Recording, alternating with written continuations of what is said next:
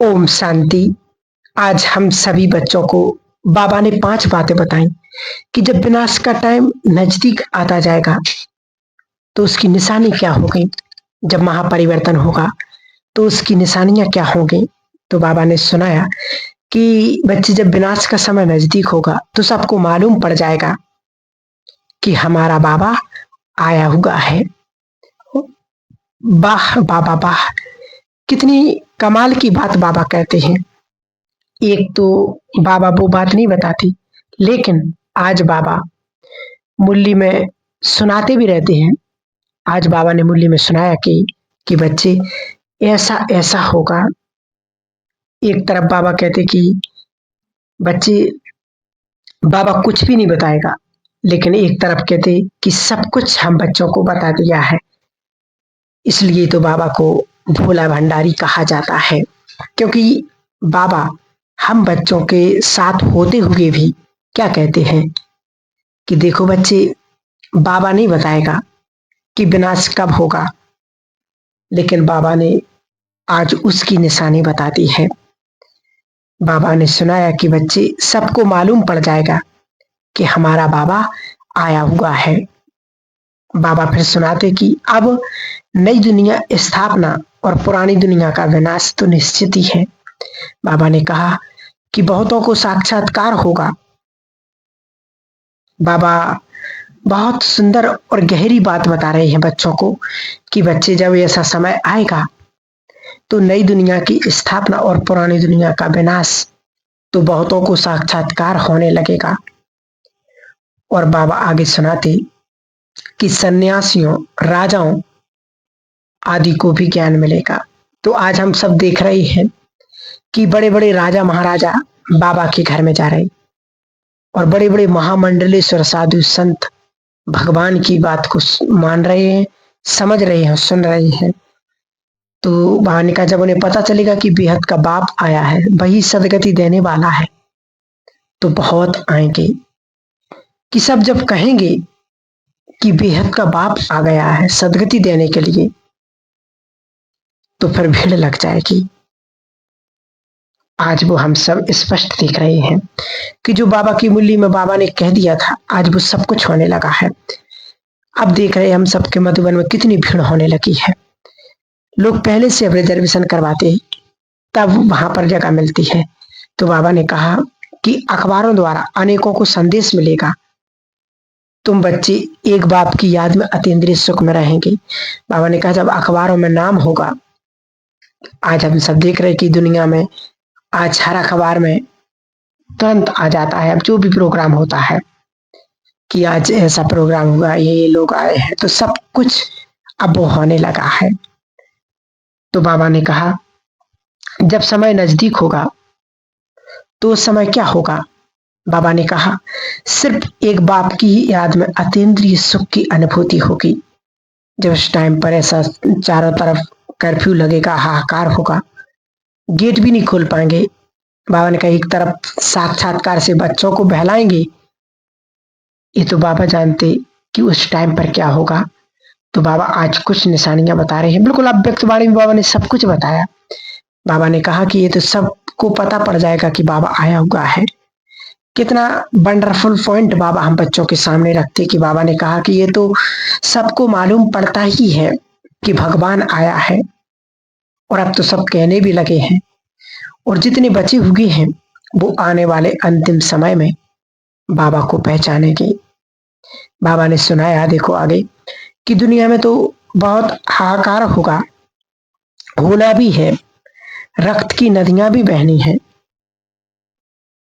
अभी देखो, कल ही परसों की मुरली में बाबा ने कहा था कि बच्चे, रक्त की नदियां, खून के आंसू, ये क्यों कहा बाबा ने, क्योंकि जो हम सभी ब्राह्मण बच्चे हैं, बाबा के बच्चे हैं, यदि भगवान को पहचान कर, उसको जानकर, समय को पहचान कर कि ये कौन सा समय चल रहा है, ये सब कुछ जानते हुए भी यदि हमने वो नहीं कर पाया कि हम किस लिए इस सृष्टि पर आए और किस लिए बाबा ने हमें बनाया अपना, किस लिए संगम पर आए, तो अपने आप से बातें करें कि सचमुच में क्या मैं वो कर रहा हूं जो बाबा हम बच्चों से चाहता है। तो जब हम अपने आप से बातें करेंगे तो उत्तर में यही होगा कि हम वो भगवान से प्राप्ति कर रहे हैं और हमें तीव्र गति से वो प्राप्ति करना है। तो सबको मालूम भी पड़ेगा कि वही गीता का भगवान इस सृष्टि पर आ गए हैं, क्योंकि दुनिया में तो हाहाकार होगा, रक्त की नदियां बहेंगी। और आगे बाबा ने कहा कि विनाश का समय जब नजदीक होगा तो ये सबको मालूम पड़ जाएगा कि भगवान इस सृष्टि पर आ चुके हैं। ऐसा समय, और हम सब मूल्यों में भी सुनते हैं कि अब बाबा वही बात दोहराने लगे मूल्य में कि बच्चे अब वो समय आ गया है तीव्र पुरुषार्थ करने का। और बाबा ने कहा ब्राह्मण परिवार में खून के आंसू रोने पड़ेंगे कि भगवान आया हुआ था, परंतु मैंने वो पुरुषार्थ नहीं कर पाया, मैंने अपने समय को व्यर्थ गवा दिया, बर्बाद कर दिया। क्योंकि सबसे ज्यादा पश्चाताप तो खून के जो आंसू बहेंगे वो बहेंगे ब्राह्मण आत्माओं की, क्योंकि हमने भगवान को जाना, पहचाना, सब कुछ किया। पता था कि संगम युग चल रहा है, पता था कि भगवान के महावाक्य चल रहे, फिर भी हम व्यर्थ की बातों में बिजी रहे। तो बाबा ने कहा कि सबसे ज्यादा जो खून के आंसू बहेंगे वो, और जो रक्त की नदियां बहेंगी वो भारत में, क्योंकि और देश तो विनाश हो जाएंगे। यहाँ पर बाबा ने कहा कि भारत में रक्त की नदियां बहेंगी। और हम सब ने एक मूल्य में और सुना होगा, पढ़ा होगा, एक बाबा ने एक मूल्य में कहा था कि बच्चे ये राष्ट्रपति भवन एक दिन तुम्हारा हो जाएगा। तो आज वास्तव में वो बात सिद्ध हो गई भगवान की कि जो हमारे माननीय मुख्य राष्ट्रपति जी हैं वो बाबा के विशेष रतन हैं, बाबा के विशेष बच्चे हैं। और वहां पर भी भगवान की मुरली गूंजती है, वहां पर भी योग साधना चलती है। सोचो, तो प्रभु की जो प्लानिंग है या जो भगवान के वाक्य है, वो इस संसार में किसी में इतनी ताकत नहीं कि भगवान के महावाक्यों को कोई काट सके, टाल सके। इस ब्रह्मांड में ऐसी कोई शक्ति नहीं। तो जो बाबा ने कहा वो आज सच में सामने आ रहा है। 1981 की आसपास की बाबा के मुरली में सुनाया था कि राष्ट्रपति भवन बच्ची तुम्हारा होगा, तो वो आज वास्तव में सचमुच वो सच हो गया है। और हम सब देख रहे हैं कि जो भगवान कहता है वो आज सब स्पष्ट होने लगा है। इसलिए अतीन्द्रिय सुख में बिजी रहना है, क्योंकि मनसा सेवा से ही हम बिजी रहेंगे। क्योंकि बाबा ने कहा अंत का जो नजारा है वो हम देख भी नहीं सकेंगे यदि हमारी पावरफुल स्थिति नहीं रहेगी। तो बाबा कहते तुम बच्चों को इस दुनिया का अंतर है उसको देखना है।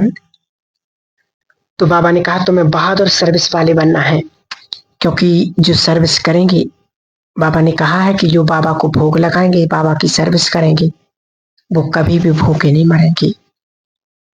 बाबा ने कहा अंत समय में भी बाबा बच्चों को दाल रोटी जरूर देगा। जो बहादुर बच्चे हैं उन्हें बाबा जरूर मदद करेगा, उनकी जरूर सेवा करेगा, उनकी रक्षा जरूर करेंगे, क्योंकि बाबा हमारे अंदर वो शक्ति भरेंगे।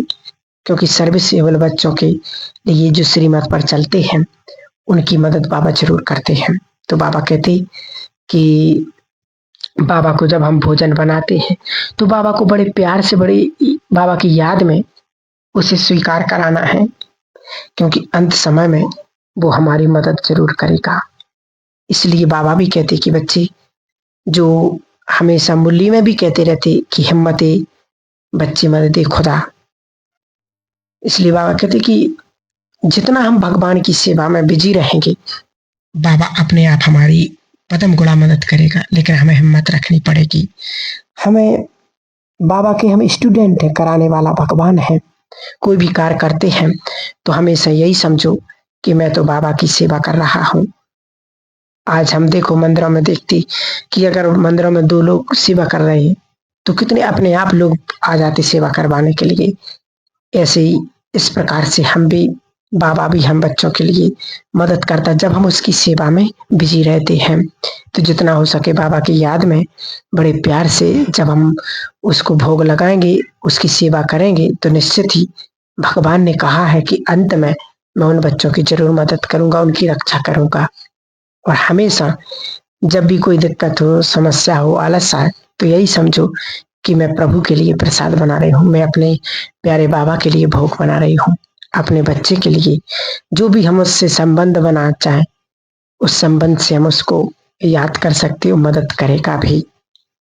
क्योंकि हमें एक कदम बढ़ाना पड़ेगा, तब बाबा हमें हजार कदम जरूर करेगा मदद। तो हमें पहले एक कदम बढ़ाना बहुत बहुत आवश्यक है, तभी हम हमारे अंदर हिम्मत भी आएगी। क्योंकि बाबा ने कहा है कि ये बाबा का संदेश सारी दुनिया को अब मिलना है। और आगे कहा बाबा ने कि बाप को कॉपी करो, जैसे कार्बन पेपर डालते कॉपी करने के लिए। तो इस प्रकार से जो बाबा हमसे कहता वो ही हमें कॉपी करना है। तो बाबा ने कहा ऐसे अटेंशन का पेपर डालो तो कॉपी हो जाएगा। अटेंशन देना है कि मुझे बाप समान बनना है। हम सब ने देखा होगा कि कार्बन कॉपी ऐसे ही यदि हम अटेंशन का पेपर डालेंगे, रखेंगे, अमृत वेला में सुराग क्यों हो रहा है, मुरली में सुरई क्यों हो रही, हम नुमासा में क्यों मिस कर देते, व्यर्थ की बातों में बर्बाद कर देते हैं। हम ट्रैफिक कंट्रोल क्यों नहीं कर पाते, हम मुरली मिस क्यों करते हैं। तो जब हम अटेंशन देंगे तभी हम ब्रह्मा बाप को फॉलो कर सकेंगे, कॉपी कर सकेंगे। दूसरा हमें चेक करना हमारे वो संकल्प, क्योंकि आज की मुरली से हम देख सकते हैं बाबा ने कहा ऐसा समय आएगा कि रक्त की नदियां बहेंगी। लेकिन बाबा ने कहा कि ऐसा भी समय आएगा कि तुम जब ब्रह्मा बाप समान बनोगे, तुम तैयारी करो, तो ऐसा पेपर आने से पहले हम पास हो जाएंगे। क्योंकि बाबा ने पेपर आउट कर दिया है, समय तो कैसा भी आए, परंतु तुम्हें डरना नहीं है, क्योंकि हजार भुजाओं वाले बाप तुम्हारे सामने है, साथ है। इसलिए किसी भी बात में डरना नहीं है। और सबसे बड़ी और जो बात है वो है मृत्यु की। लेकिन बाबा ने कहा तुम बच्चों के लिए तो सिखा दिया कि तुम कौन हो, आत्मा हो, तुम्हें आत्मा समझ के सेवा करनी है। तो हम अपनी स्थिति को बहुत श्रेष्ठ और सुंदर इस प्रकार से बनाएं। ठीक है, ओम शांति।